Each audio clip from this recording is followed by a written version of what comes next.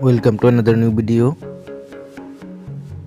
In this video you will see how to fix WhatsApp verification code not received problem.